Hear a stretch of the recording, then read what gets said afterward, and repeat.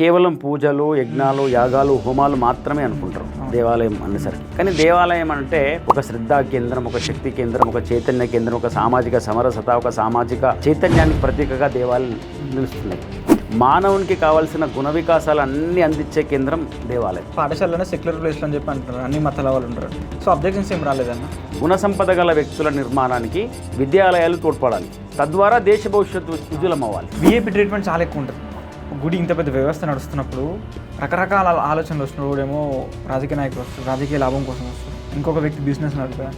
దైవ కార్యంలో, ధర్మ కార్యంలో అందరూ సామాన్యులే, అందరూ సమానులే.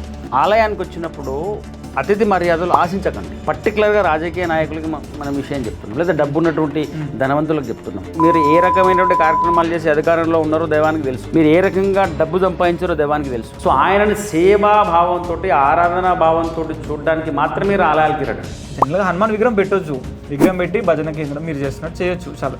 కానీ ఎందుకు స్పెసిఫిక్గా 108 పెట్టి అంత పెద్ద విగ్రహం కట్టాల్సింది? ఎందుకంటే చాలా పెద్ద వ్యవస్థ. ఓసారి మనసులో అనుకుంటేనే భయం అయ్యే సందర్భం. 108 అడుగులు అంటే మేము ప్రామాణికంగా తీసుకున్నప్పుడు అది నిర్మాణం పూర్తయి రామాలయం అయితే రామాలయంతో పాటు అది నిర్మాణం పూర్తి కావాల్సిందే. కొన్ని కారణాల వాటిలో ఆగింది. ఒక బలమైన సమాజహితం కోరి సంకల్పం చేసిన ఒక మంచి కార్యం ఆగింది అంటే కనుక ఇంకా బలంగా ఏదో జరుగుతుందన్న బలమైన నమ్మకంతో అందరం ఉండాలి. 108 గ్రామాల చుట్టూ ఉన్న పరిసరాలు 108 గ్రామాల్లో ఒకే సమయంలో హనుమాన్ చాలీసా మరియు అఖండ హారతి ఇవ్వాలని చెప్పేసి మీరు సంకల్పం తీసుకున్నారు.